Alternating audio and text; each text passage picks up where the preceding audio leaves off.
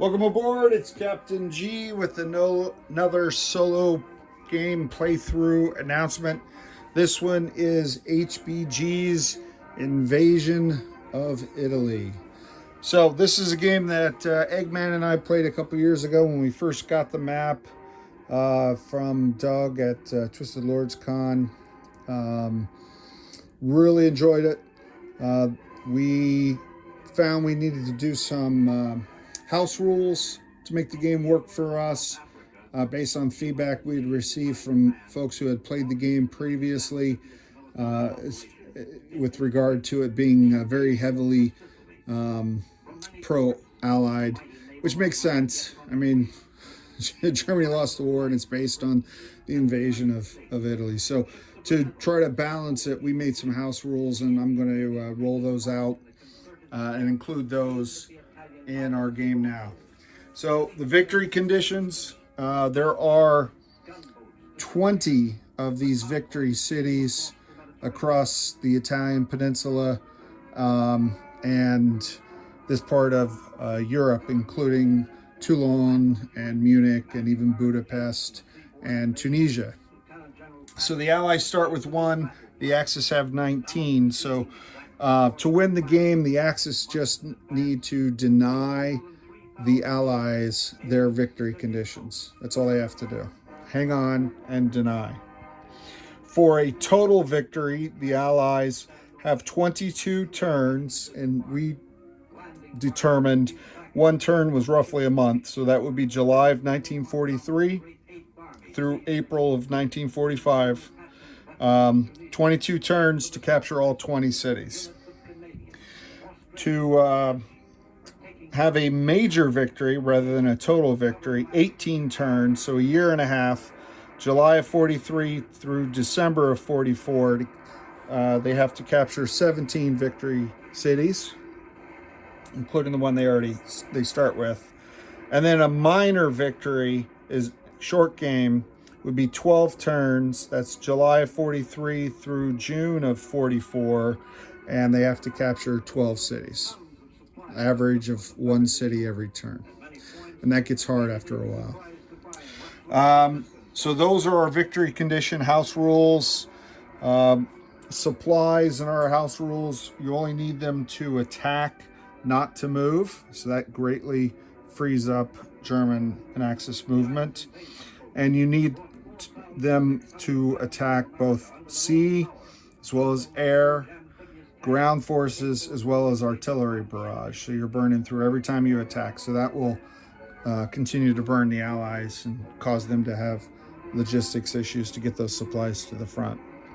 The other thing that we did to help Germany and the Axis is the gray zones, as opposed to this gold starting Italy controlled territory. The German forces in the base rules that are in the gray are frozen until certain conditions are met. So with our house rules, they're available right away for the German player to move.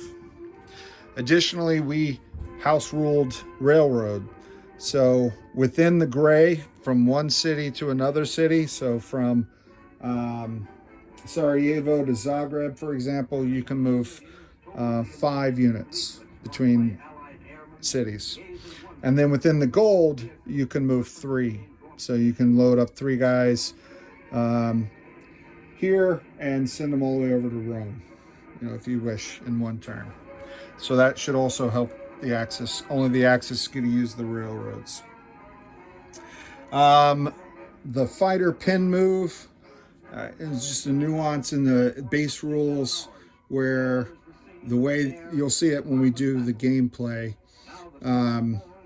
Allies or whoever has the initiative moves air first, and then the enemy moves their air. But if you move a fighter over an enemy airbase, none of the aircraft can leave that space. So we thought that didn't really work out well, particularly when Eggman consolidated all of his air. I only needed to send 1 fighter to pin that entire air force, and then I could disperse the rest of my aircraft. So we didn't like that. So the way we house ruled that is each fighter can pin 1 aircraft to that space. So at this German air base in Messina in Sicily, the Allies would have to send at least 4 fighters. Otherwise, if they sent 2, then 2 aircraft could go off and do other missions on the German airface. So that was a change. We also replaced all of the Waffen-SS and Italian Basiglieri with mountain troops, German mountain troops and Italian mountain troops.